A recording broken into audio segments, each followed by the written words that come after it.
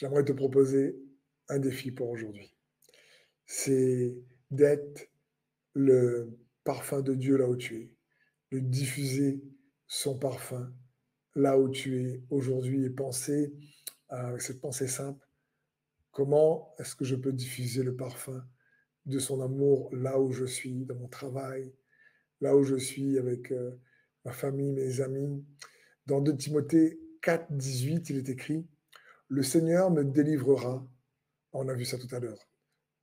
C'est pas ça que je voulais dire. C'est plutôt, je me suis trompé, c'est Philippiens 4, 18 nous dit ceci: «J'ai tout reçu et je suis dans l'abondance.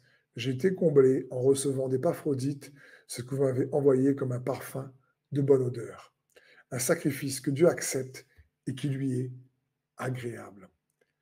Ce verset-là, donc Philippiens 4, 18, est puissant parce que l'apôtre Paul dit: «Ce que j'ai reçu est comme un parfum de bonne odeur». Et la parole de Dieu, d'autres passages dans les Écritures nous parle de diffuser la bonne odeur de la connaissance de Christ. Et ma question, c'est donc comment faire pour diffuser la bonne odeur du parfum de son amour de manière pragmatique euh, dans notre vie, dans ton entourage, dans ton couple, dans ta famille, envers tes enfants, envers tes collègues, envers avec tes voisins. Comment faire? Je pense que c'est une belle préoccupation aussi de penser à ça, parce que euh, il est bon aussi de chercher à penser comment faire pour glorifier son nom, comment faire pour euh, être imbibé, vous savez, de sa présence. Et comme le roi David à l'époque, c'était un jeune homme, et quand le roi Saül n'était pas bien, eh ben, il y a ses serviteurs qui lui disent: «On connaît un jeune homme qui joue bien de la harpe, c'est quelqu'un qui aime Dieu, qui a une vie intègre, et Dieu est avec lui». Ça, c'est bon. Quand quelqu'un diffuse le parfum de la bonne odeur de Christ autour de lui, les gens se rendent compte inconsciemment que Dieu est avec lui. Ils ne vont pas dire forcément Dieu avec lui, ils vont pas dire forcément, ils vont dire il y a quelque chose qui va les interpeller. Et donc, de manière pratico-pratique, il y aurait tellement de points à partager. Comment donc diffuser le parfum de son amour de manière pragmatique? Tout simplement, fais tout pour garder confiance en lui. Fais tout pour garder confiance en lui, même lorsque les circonstances euh, semblent ou sont opposées à ce que la parole de Dieu dit. Garde confiance en lui. Tu es aimé de lui. N'oublie pas ça. C'est parce qu'il nous aime, nous dit aussi la parole de Dieu, que nous l'aimons aussi en retour. Nous l'aimons parce qu'il nous a aimé le premier, nous dit 1 Jean 4. Euh, nous l'aimons parce qu'il nous a aimé le premier. C'est quand tu reçois son amour que tu veux l'aimer en retour. Donc, n'oublie pas également un autre point pour t'aider. Fais plus confiance en sa grâce qu'en ta capacité. Quand tu échoues, quand tu n'arrives pas, quand par exemple, tu as fait des erreurs ou tu t'es mal comporté, mon frère, ma sœur, c'est pas grave, demande pardon. Et ce qu'il a fait de bon pour toi est bien plus puissant que nous on fait de mauvais ou nos erreurs. Reste pas sous la culpabilité longtemps, reste pas sous la condamnation longtemps. Et son sang a coulé pour toi et ne te prive pas de sa grâce. Ces deux points-là vont permettre de cultiver la foi agissante par l'amour, nous dit la parole de Dieu.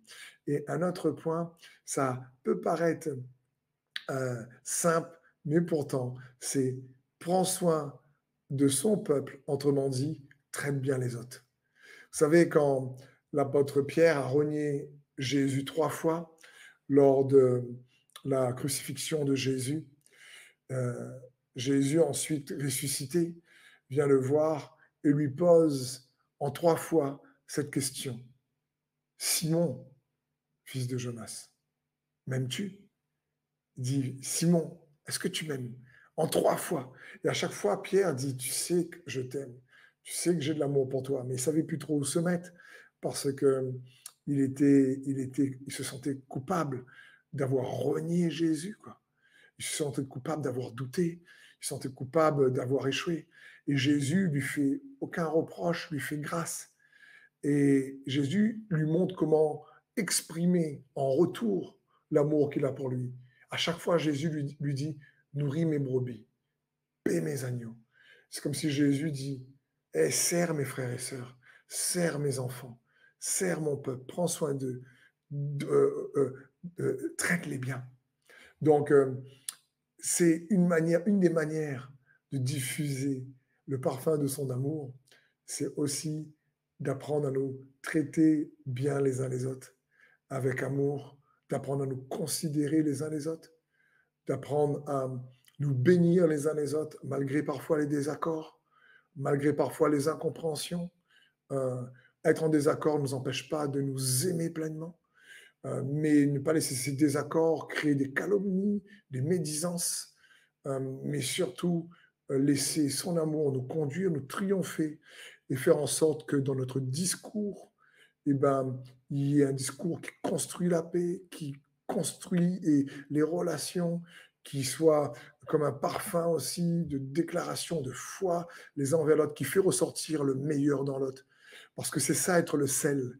Jésus dit, vous êtes le sel, toi mon frère, toi ma sœur, tu es le sel. Et le sel, ça donne de la saveur. C'est-à-dire que notre vie en Christ doit donner du goût à la vie des autres, parce qu'il vit en nous. Voilà un beau défi à accomplir chaque jour, à apprendre à diffuser le parfum de son amour dans notre entourage.